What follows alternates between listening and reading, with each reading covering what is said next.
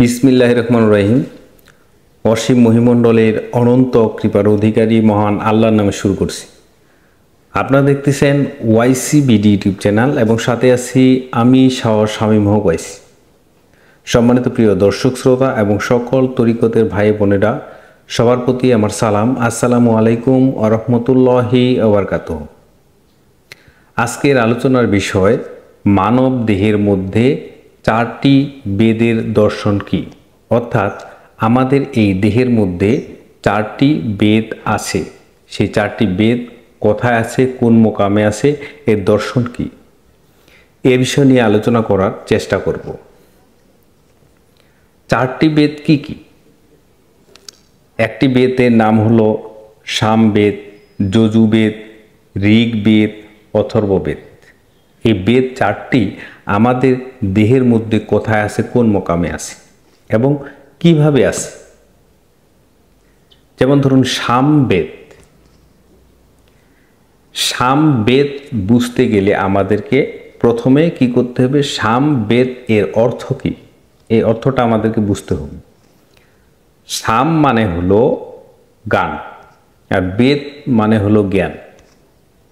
তাহলে গানের যে জ্ঞানটা সেটাকে বলা হয় সামবেদ। তাহলে এই সামবেদ অর্থ আরও কিছু বোঝায়, যেটা হলো সুরযন্ত্রের কি, সুরযন্ত্রকে বোঝানো হয় সামবেদ, যেটাকে সুরযন্ত্রের জ্ঞানটাই হলো সামবেদ। তাহলে সুরযন্ত্র মানবদেহের মধ্যে কোনটা? সুরযন্ত্র মানবদেহের মধ্যে কোনটা তথা একটা মানুষ গান গায় কিভাবে? মুখ দ্বারা। তাহলে সুর যন্ত্র হলো মুখ।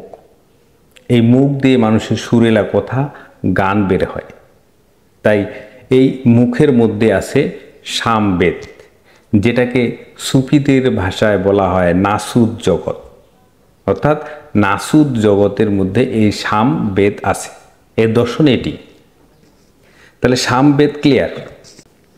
এবারে আসেন দ্বিতীয় একটি বেদ হলো যেটাকে বলা হয় যজুর্বেদ। তাহলে যজুর্বেদ এর অর্থ কি? যজু মানে হলো যজ্ঞ, পূজা, আরাধনা, ধ্যান। বেদ হলো জ্ঞান। তাহলে যজুর্বেদ এর অর্থ হলো পূজার জ্ঞান, আরাধনার জ্ঞান।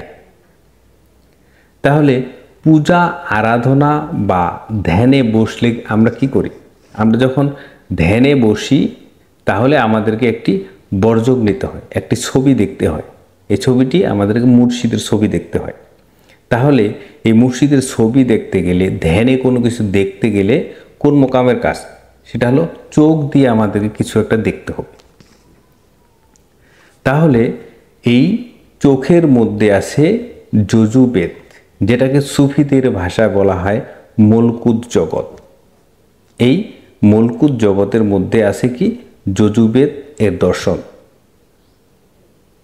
তাহলে যজুর্বেদটা মানবদেহের মধ্যে কোথায় আছে? চোখের মধ্যে, যেটাকে বলা হয় মলকুত জগৎ। এই গেল দুইটি বেদ। এখন আসেন তৃতীয় বেদ।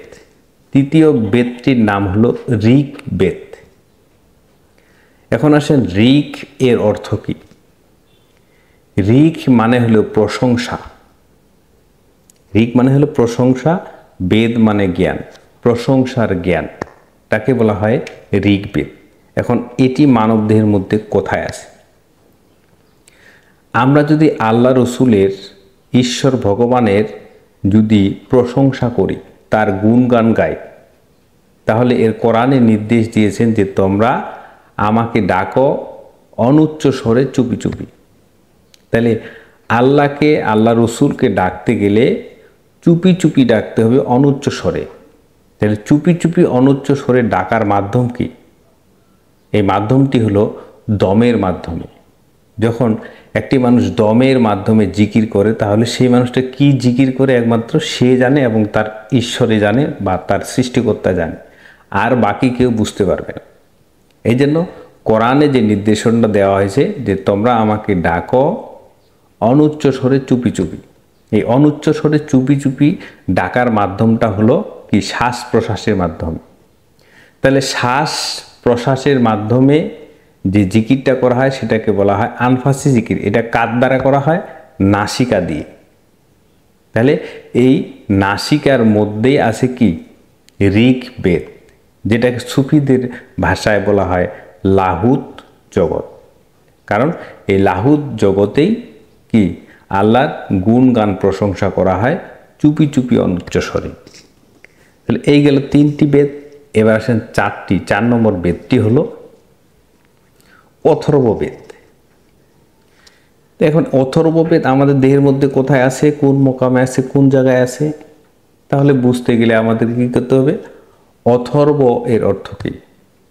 অথর্ব এর অর্থ হলো অথর্বর্ণ, যেটাকে বলা হয় নিত্য মানে দৈনন্দিন জীবনের জীবন প্রণালী।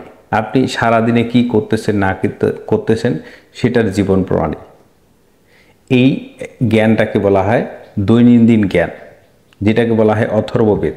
তাহলে দৈনন্দিন জীবনের জীবন প্রণালী বা কর্ম প্রণালী আমি হিসাব নিকাশ করব কি দ্বারা? জ্ঞান দ্বারা। কারণ আমি সারাদিনে কি করতেছি কি না করতেছি সমস্ত হিসাব নিকেশ করতে গেলে আমাকে কি করতে হবে? জ্ঞান লাগবে, জ্ঞান খাটা করতে হবে। তাহলে এই জ্ঞান মানব দেহের মধ্যে কোথায় আছে? মস্তিষ্কে। আর এই মস্তিষ্ক জগৎটাকে বলা হয় কি? অথর্ববেদ, যেটাকে সুফিদের ভাষায় সেই জগৎটাকে বলা হয় জবরুত জগৎ। তাহলে এবং মকাম হিসাবে সেটাকে বলা হয় কি? জবরুত মকাম। এই জবরুত মকামে আছে অথর্ববেদ। এভাবে আমাদের দেহের মধ্যে কি 4টি মকামের মধ্যে 4টি বেদ আছে। এই হলো আমাদের মানব দেহের মধ্যে 4টি বেদের দর্শন। সম্মানিত প্রিয় দর্শক শ্রোতা, আজকের আলোচনা এ পর্যন্ত। দেখা হবে পরবর্তী কোনো ভিডিওতে নতুন কোনো ভেদতত্ত্ব নিয়ে। ততক্ষণে ভালো থাকুন, সুস্থ থাকুন। আল্লাহ হাফেজ। আসসালামু আলাইকুম ওয়া রাহমাতুল্লাহি ওয়া বারাকাতুহু।